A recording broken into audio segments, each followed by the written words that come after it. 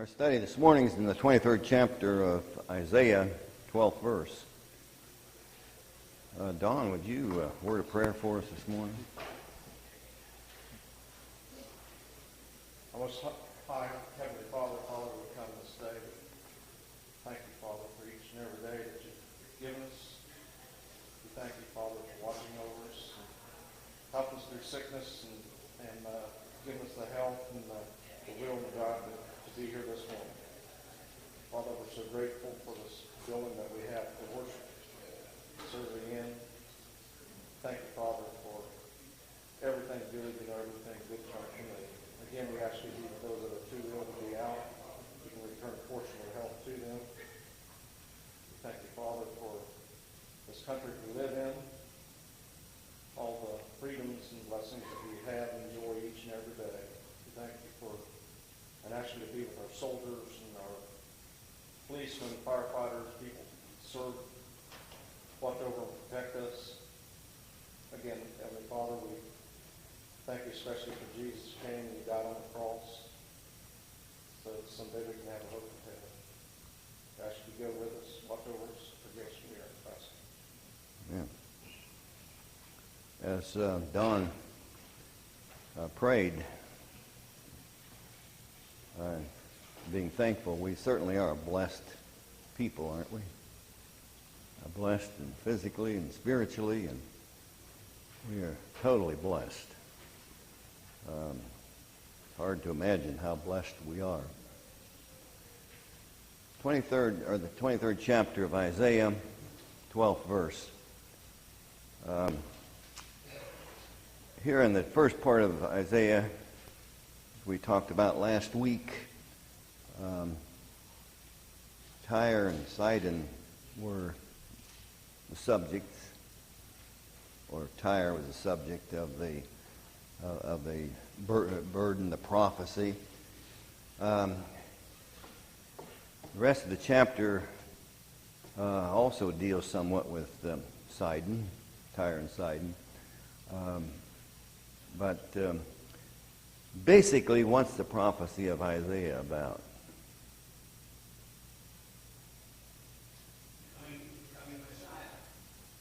Coming Messiah. And the Messiah was going to put together a military, economic, social plan to restore Jerusalem to a world power. Is that right? This week, President Trump recognized, for whatever that means, recognized Jerusalem as the capital of Israel. Morning paper says, Dispatch says that Arab ministers want Trump's decision rescinded to move the capital of Israel to Jerusalem. Now, what's that all about? Every president since, I don't know how long, at least 3 or 4 decades, has promised the American people that they would recognize Jerusalem as the capital of Israel. What's that all about? Who's behind that? Who do you suppose is pulling Trump's chain to declare Jerusalem the capital of Israel?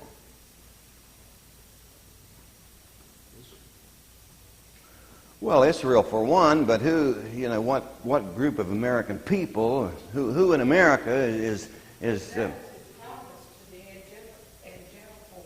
what's that? I'm sorry. That was one of his promise to the Christian people during his campaign. Well, Bush, Obama. Yeah, but the rest of them didn't do it because they were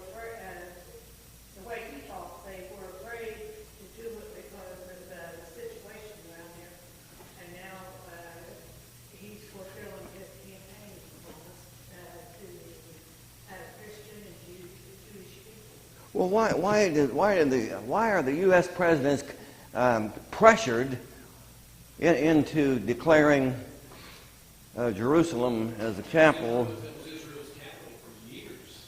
What? Jerusalem was Israel's capital for years. Of course, it was. Well, Israel wasn't a nation until 1948. Yeah, they were. Huh? Yeah, they were. Where? In your Old Testament, it is a nation. God established it as a nation. Whether other nations We're- recognized it, I we're- know it until 48 when we officially. We're not communicating here. The Jerusalem ended being the capital of Israel in AD 70, right? It was destroyed, but it's still there. Well, I know, but it wasn't. I mean, it wasn't recognized, was it, Harold? I mean, it wasn't until 1948 until the League of Women, or League of Nations. I don't know. Was the United Nations started before? There was the League of Nations, then United Nations. But anyway, the world community got together and said, we're going to declare, we're going to reestablish Israel. But Jerusalem was not identified as the capital, right? And now there's been pressure on U.S. presidents all along to declare Jerusalem the capital of Israel. So politically, religiously, what's that about? Premillennial doctrine where it talks about that there's a chosen people of God. And that's what's caused our presidents and our political parties to want to side with Israel. It's not, they just happen to be in compliance with our economic values and our capitalism. But other than that, we're trying to side with them because of this false doctrine that they're the chosen people. Tony, are you saying that this was just totally a political, economic decision? Well, Do you think there were some people behind it? sure, his family. Huh? His family, he's got that to say. But okay, personal, political, economic, but and you said that the evangelical group was kind of behind this or putting pressure on. So, our foreign policy with regard to Israel has to do with economics, has to do with, trying to contain that Middle Eastern region. But there are some people, and Tony, you expressed it, there are some people who have the idea that this is something that God would be particularly interested in, right? Now, in Revelation, now Tony, you taught a class in Revelation, right? So Tony's our expert on Revelation.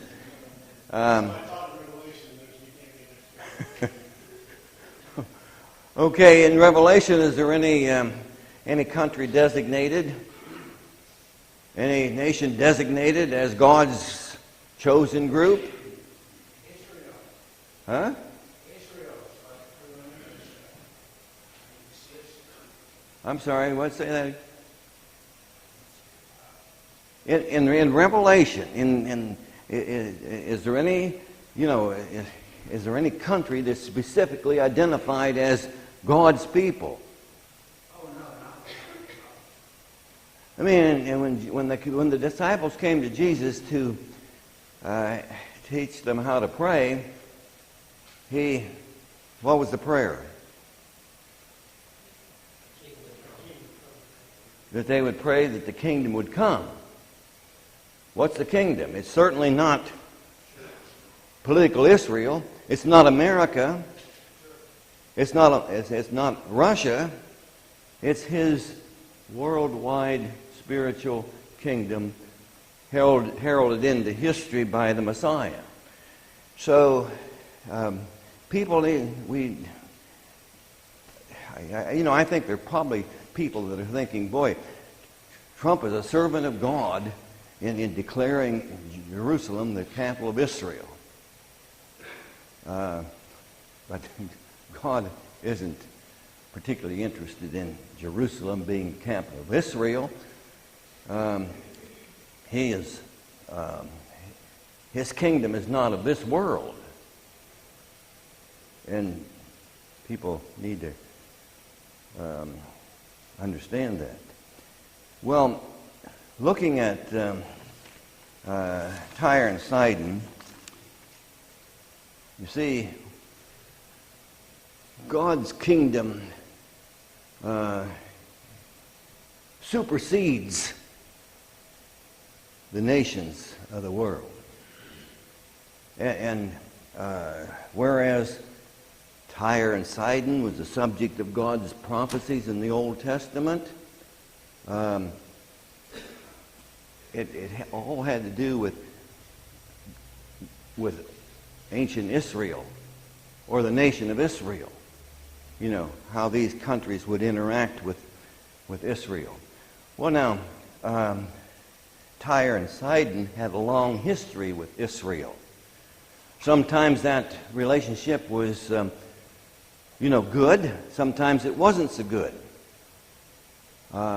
But for whatever reason, Tyre and Sidon are identified here in the 24th chapter of Isaiah as being the subject of God's judgment. And why were they judged? What was the problem with them? Well, we'll see here. Let's expand our study here to the book of Joel, the prophecy of Joel, in the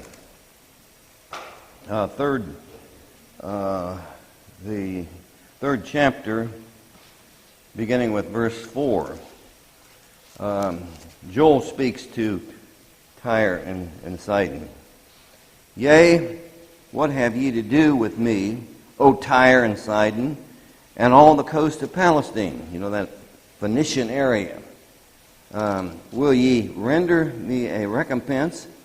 And if you recompense me swiftly and speedily, will I return your recompense upon your own head? Because you have taken my silver and my gold, and have carried into your temples my goodly pleasant things. The children of Judah and the children of Jerusalem ye have sold unto the Grecians, that ye might recover them far from their border. Behold, I will raise them out of the place whither ye have sold them, and will return your recompense upon your own head. And I will sell your sons and your daughters unto the hand of the children of Judah, and they shall sell them to the Sabaeans, to a people far off, for the Lord has spoken it. So here Joel relates some information about Tyre and Sidon and the judgment against them. So in this case, as we've read that, what had these people of Tyre and Sidon done to the Jews? Well, they had been negative to the Jews, and that was part of the reason that God was punishing them. Now, in Amos, the first chapter, let's look at that for a moment. Amos chapter 1, 9 and 10. Amos 1, 9 and 10. Thus saith the Lord, for 3 transgressions of Tyrus, and for 4, I will not turn away the punishment thereof, because, now why? Because they delivered up the whole captivity to Eden, and remembered not the brotherly covenant. Apparently here, the people of Tyre and Sidon had worked against Israel, delivered them to Eden, had taken up with Eden, and remembered not the brotherly covenant. Well, what was Edom's brotherly covenant with Israel? Well, they came from the same mother, right? The same, originally from the same mother. In verse 10, but I will send a fire on the walls of Tyrus, which shall devour the palaces thereof. So, we've got Amos dealing with Tyre and Sidon. Ezekiel chapter 26. Ezekiel chapter 26 also deals with Tyre and Sidon.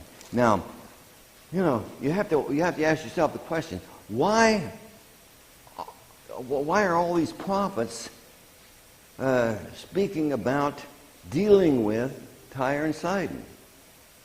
You have to wonder, what's the importance of this Tyre and Sidon? How do they fit into prophecies relating to Israel? Ezekiel chapter 26, and it came to pass in the 11th year, in the first day of the month, that the word of the Lord came unto me, saying. Now here God had spoken to Isaiah about Tyre, spoken to Amos, he spoke to Jeremiah, and he's speaking to Ezekiel, or through Ezekiel, about Tyre. It's verse 2, Son of man, because that Tyrus hath said against Jerusalem. Now, God was protecting Jerusalem. Okay? It was through, the Jewish lineage that the Messiah would come. Son of man, because that Tyrus hath said against Jerusalem, aha, she is broken. That was the gates of the people. She is turned in me, and I shall be replenished. Now she is laid waste. So the people of Tyre, from that Phoenician region, they were happy about the problems that Jerusalem was having. So therefore, thus saith the Lord God, behold, I am against thee, O Tyrus, and will cause many nations to come up against thee, as the sea causeth his waves to come. And they shall destroy the walls of Tyre. Now, Ezekiel's going to get specific here about it. It shall be a place for the spreading of the nets of the midst of the sea, for I have spoken it, saith the Lord God, and it shall become a spoil to the nations. And her daughters which are in the field shall be slain by the sword, and they shall be known that I am the Lord. For thus saith the Lord, behold, I will bring upon Tyrus Nebuchadnezzar, king of Babylon, the king of kings, from the north, with horses, and with chariots, and with horsemen, and companies, and much people.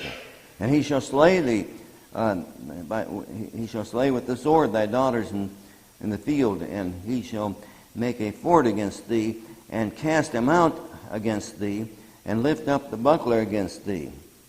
And they set the engines of war against thy walls, and with the axes he shall break down the towers.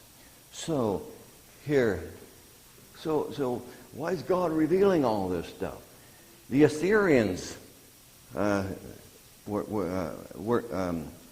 to capture Tyrus and Sidon. The Babylonians, and then eventually the Grecians. So what's the big deal here about Tyre and Sidon? Well, what if God is going to destroy Tyre and Sidon, if he's going to destroy Edom, Moab, eventually Jerusalem, what are these all emblematic of? There's a message here in his destruction of these sinful nations, these sinful people. There's a message, and what's that message?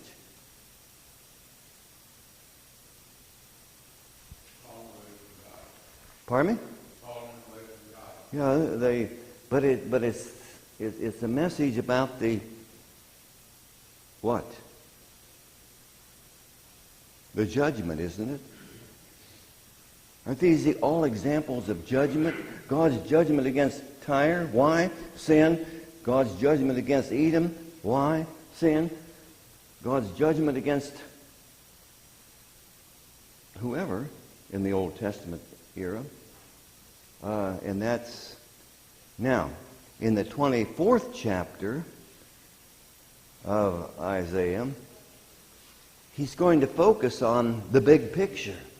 He's going to focus on the earth and the judgment of all the earth. So these are just samples of judgment, you see. Well, Ezekiel has more to say about the judgment in the 27th chapter of Tyre, the judgment of Tyre in the 27th chapter. And so with that, let's return to Isaiah, the 23rd chapter, and 14th verse. Before we go to, or the 12th verse, and before we go to the 12th verse, let's reread the 8th verse of chapter 23. Who hath taken this counsel against Tyre? The question is asked, who has taken the counsel against it? Was it Nebuchadnezzar? Was it the Assyrian king? Was it somebody else? No, it's God has taken counsel against Tyre. Now in verse 12, and he said, Thou shalt no more rejoice, O thou oppressed virgin, daughter of Zion, or daughter of Zidon. Arise and pass over to Chittim, and there also shalt thou have no rest. Now, behold the land of the Chaldeans. Chaldeans were who? The Babylonians, you see. And we read that in Ezekiel about the Babylonian conquest there. Behold the land of the Chaldeans, this people was not. Now, what's that mean? This people was not. He's talking about the Babylonians, the Chaldeans. This people was not. They weren't. That was just an obscure nation. That was just kind of like some if there was a prophecy today about some obscure nation, maybe just you pick any nation that's not in a world power position, and somebody said, well, that group's going to take over the going to be in leadership position in the world. You'd think, well, what's he talking about? I think it's interesting too the time when you look up on that. I just looked it up real quick. That when Tyre was destroyed, it's around 330 BC by Alkire the Great. But all these prophecies in Isaiah was 700 and some BC, and then Ezekiel 26 was specific detail how it was destroyed. And that was 500 and some BC. So several hundred years before that took place, and then it happened exactly how it was said it was going to happen. Yeah, so it was a progressive kind of destruction. Exactly. First, the Assyrians, and then the Babylonians, and then Alexander the Great. So, God foretold all this when Daniel interpreted the dream of Nebuchadnezzar. He told him, after you, there will be another nation, the Grecians, and another one, and the Romans. So the Medo-Persians and the Grecians and the Romans, they all came right down just like God had told. And they weren't, you could say those nations were not then, but they would be later on. So in Daniel's prophecy, it was the Babylonians in power, and then the Medo-Persians in power, and then the Grecians, and then the Romans. But within that framework, in that big, broad framework, here the prophecy is about what's going to happen to Tyre. and Sidon. See, under they had already been under assault from the Assyrians, and then now they're going to be under assault from the Chaldeans or the Babylonians, and it was during that period of time that prophecy was now in this worldwide scheme of things. Then the Medo-Persians, and then the Grecians, and then the Romans. And you see, by the time of the Romans, where was Tyre? But by the time of Christ, and Jesus went to Tyre and Sidon. By that time, were they the trading? Were they the commercial center of the world like they had been in the past? They were just kind of like everybody else. They weren't. They weren't an important. Let's put it this way: they weren't an important power in terms economic power, political power. Now, I tend to digress here, but our international relations have to do with what? Economics. That's it. Economics. So we cozy up to, isn't this awful? We cozy up to the Saudi Arabia, the Saudis. Why are we cozying up to them as a nation? It has something to do with oil, right?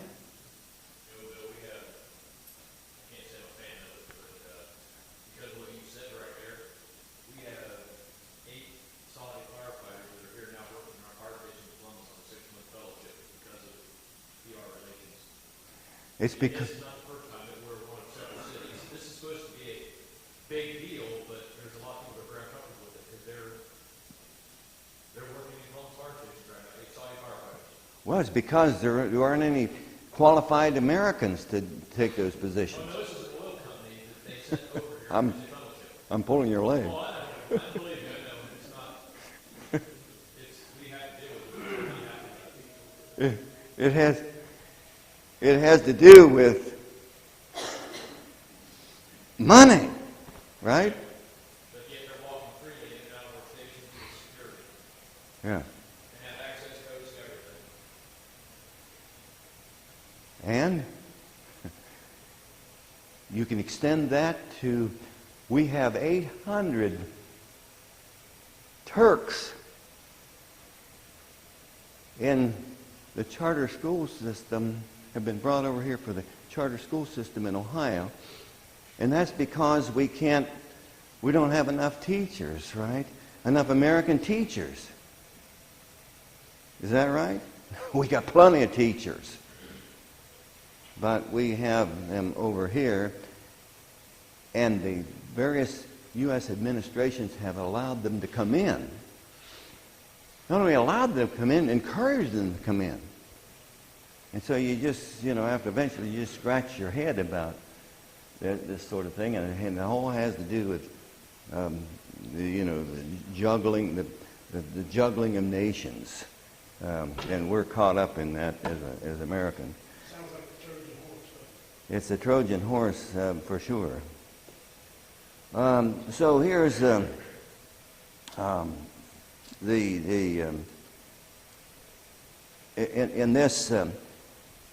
in this description, what was going to go on, how ye, in verse 14, let's reread 13. Behold, the land of the Chaldeans, this people, that was not till the Assyrians founded it for them that dwell in the wilderness. They set up the towers thereof. They raised up the palaces thereof, and he brought it to ruin. Now, how, how, ye ships of Tarshish, that is from the area of Spain, what would now be Spain, for your strength is laid waste. Well, economically, these various colonies of Tyre would be hurt as a result of the destruction Tyre.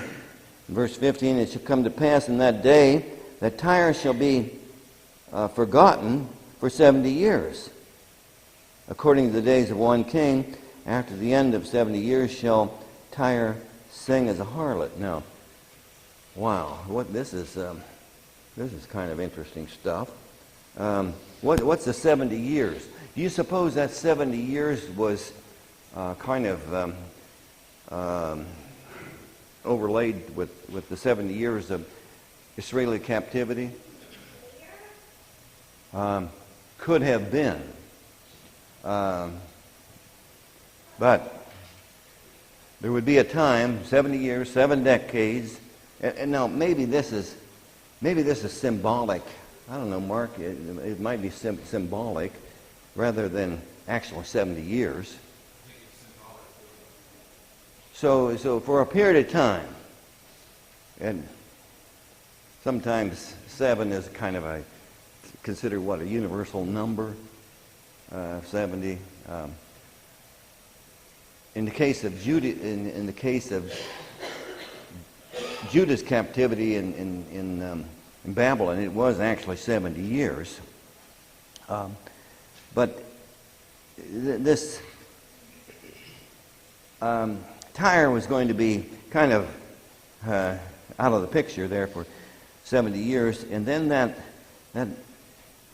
language, after the end of 70 years shall Tyre sing as a harlot. Is there anything anyone have any clue as to what that says? What that's saying? I've got a note in my Bible that says that the prophet predicts that Tyre will be laid waste, yet will survive being forced to sing as a harlot, meaning she would no longer enjoy her independence, but would have to pander to the desires of her conquerors. Read that a little louder, would you? So that kind of makes some sense here. Tyre will be laid waste, yet will survive being forced to sing as a harlot, meaning she will no longer enjoy her independence, but would have to pander to the desires of her conquerors. Okay. As the Assyrians harmed Tyre, as the Babylonians and the Grecians, and then they were subject to those higher powers. So that kind of makes sense. Take an harp. It says, verse 16, take a harp and go about the city, thou harlot, that hast been forgotten. There's some commentators have put I don't know whether maybe a spin on this, that in ancient times the women of ill repute, after they got older, would in fact go about singing for money rather than plying their trade. That's just some commentator's viewpoint. But take a harp, go about the city, thou harlot, which, as Don indicated, this Tyre would become less of a power. And then in verse 17, and it shall come to pass after the end of 70 years that the Lord will visit Tyre, and she will turn, and she shall turn to her hire, that is her profession, her economic condition, and shall commit fornication with the kings of the world upon the face of the earth. And her merchandise and her hire shall be holiness to the Lord. Now, here the prediction is that she's going to return to her former ways. But then in verse 18, and her merchandise and her hire shall be holiness unto the Lord. And it shall not be treasured, nor laid up. For her merchandise shall be for them that dwell before the Lord to eat sufficiently, and for durable clothing. Now, and her merchandise and her hire shall be holiness to the Lord. Now, the economic and political ups and downs of Tyre and Sidon, at some point they're going to have something to do with Judah, something to do with holiness. And what was that about?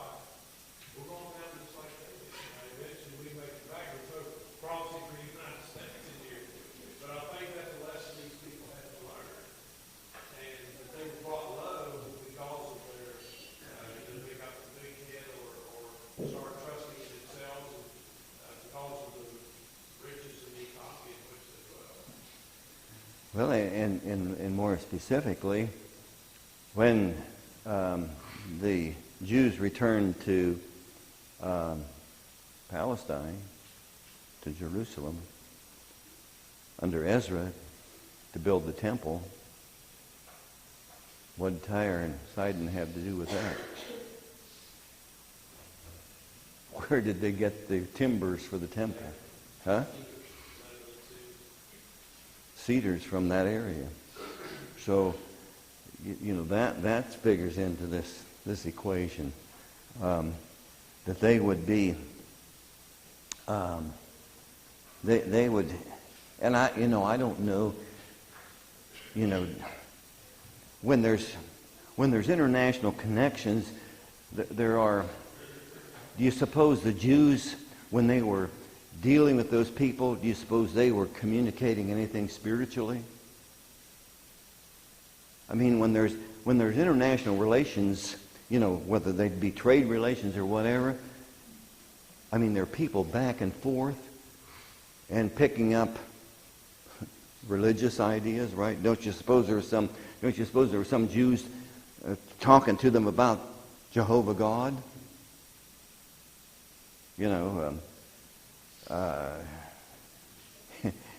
addition to formal diplomatic relationships between nations, individuals are investing in foreign deals, right? The Saudis are hogging up land in this country. Did you know that?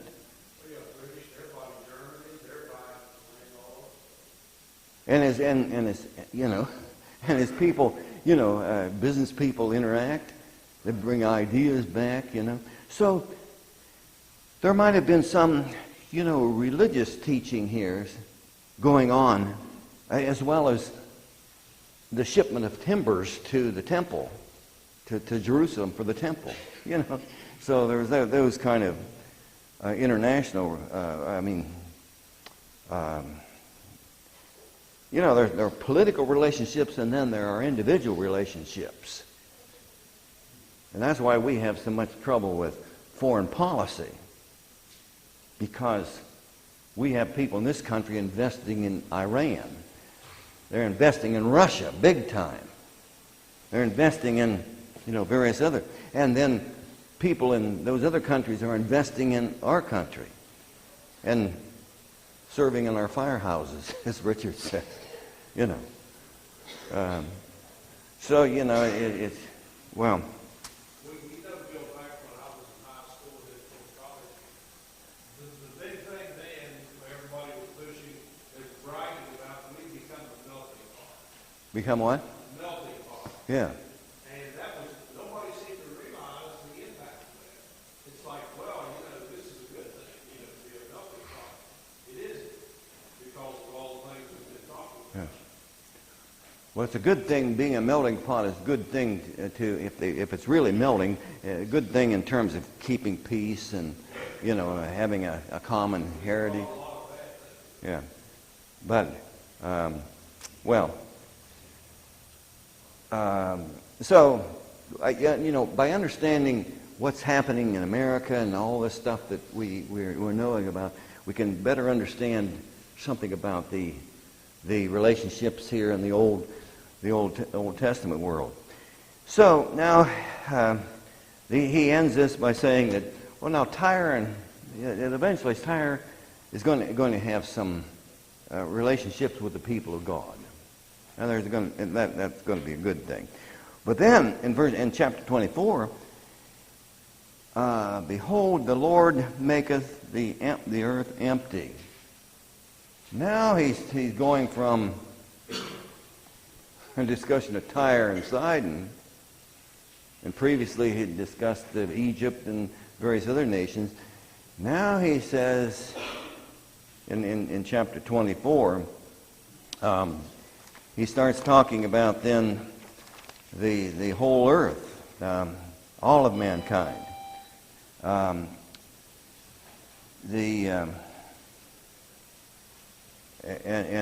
here he's talking about the judgment.